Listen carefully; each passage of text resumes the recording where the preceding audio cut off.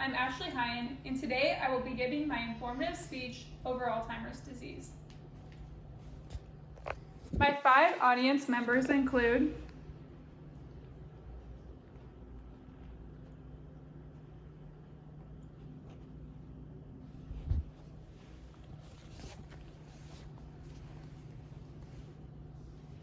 Have you ever thought about someone who once was able to cook, bake, drive, and knew exactly where they were at?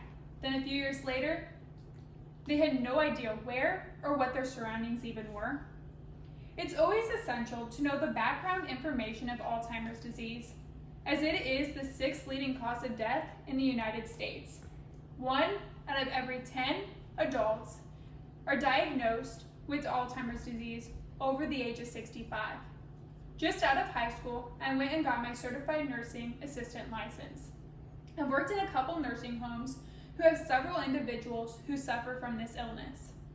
In this speech, I will first talk about the onset and symptoms of Alzheimer's, then we will get into the stages of the disease, and finally, I'll talk about how to care for individuals who suffer from this illness.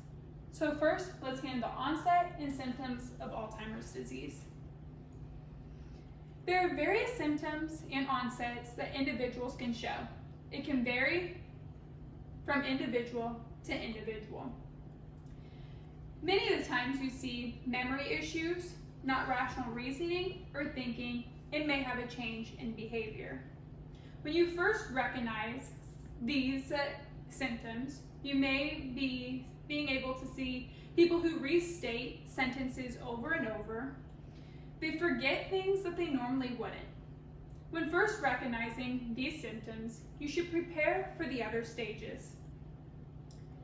Dr. Mayo Clinic staff Daroff stated in 2021 in an article titled Alzheimer's Disease that Alzheimer's is a progressive neurologic disorder that causes the brain to shrink and cells to die. This disrupts cell damage, causing the cells to damage in the brain. Science has said that this disease may be caused by environmental, genetics, or even age as a person grows older.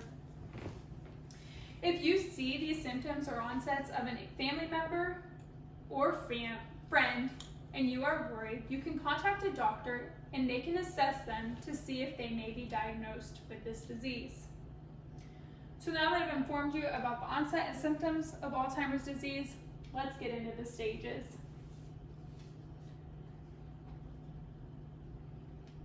Doctors of the Association of Alzheimer's Disease stated in 2021 in an article titled Stages of Alzheimer's that there are 3 main stages.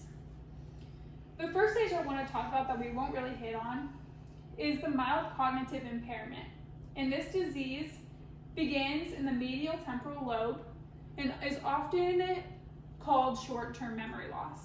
But we are mainly going to focus on the other 3.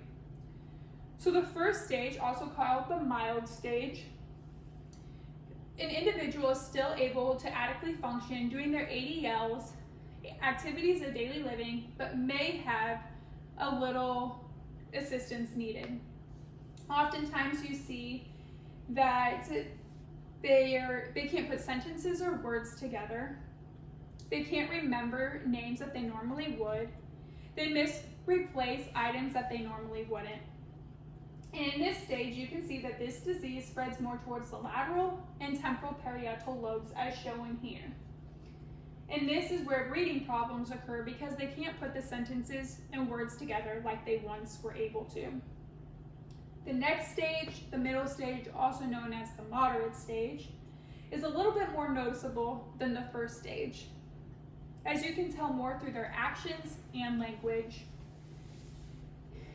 Many of these symptoms include forgetting important dates, becoming moodier, can't recall more important information about themselves, more have sleep disruptions as they may not sleep all the way through the night, they may sleep more during the day, and often have behavior change. And in this time, you can see that the disease spreads more towards the frontal lobe shown here, which causes more for poor judgment later on. The third stage, the last stage, often referred to as the severe stage, becomes so severe they may not be able to respond or communicate any longer. They can't communicate any longer because it can become painful for them to respond to you. Oftentimes, this stage requires 24/7 care as the individual can no longer be alone. Their increase of illness increases along with colds, pneumonia, flu, or things like that, and often require hospice care to help them relieve the pain and be more comfortable, as they may only have 6 months or less to live. And you can see here, this disrupts the occipital lobe, which helps with visual problems, so they may not have very good eyesight later on. So overall, you can see a normal brain, bigger, cells shrunk together, tighter compact with a light colored, compared to an Alzheimer's brain, which has shrunk, is discolored, and the cells are more broken apart. So now that we've talked about the onset or the stages of Alzheimer's disease, let's get into how to care for individuals who suffer from this illness. To adequately care for an individual who suffers from this disease, there are various steps you can take. Medical Dr. Mohad stated in May of 2019 in an article titled, "How to Care for People with Alzheimer's Disease." There are various steps you can take to be the most successful caregiver. First thing is gain and understand a background of Alzheimer's disease. Educate yourself through classes or courses to help you understand what some individuals may go through compared to others, such as symptoms or reactions, language, or body language. Next is always remember to stay active and happy, allowing them to be engaged in activities that they once grew up with all the time. This helps their mind keep going so it doesn't decrease over time. This could include baking, exercising, reading, having friends over, playing cards. Next is communication.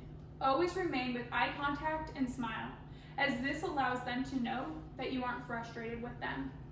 Always speak in a low, soft voice, and don't yell at them when they don't understand something you have said.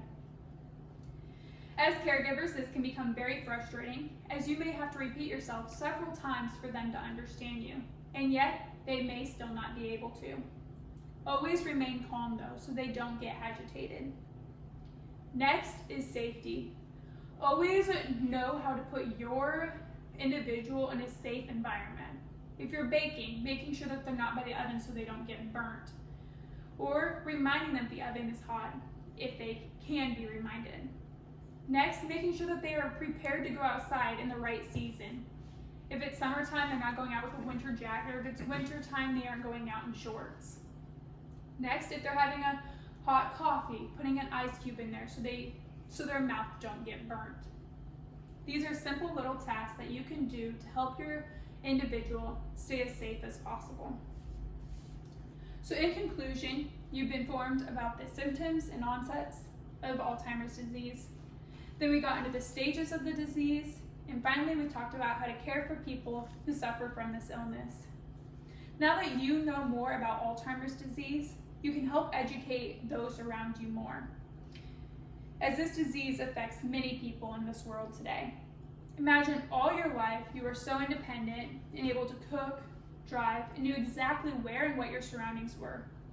Then one day, not being able to remember or recall anything like that.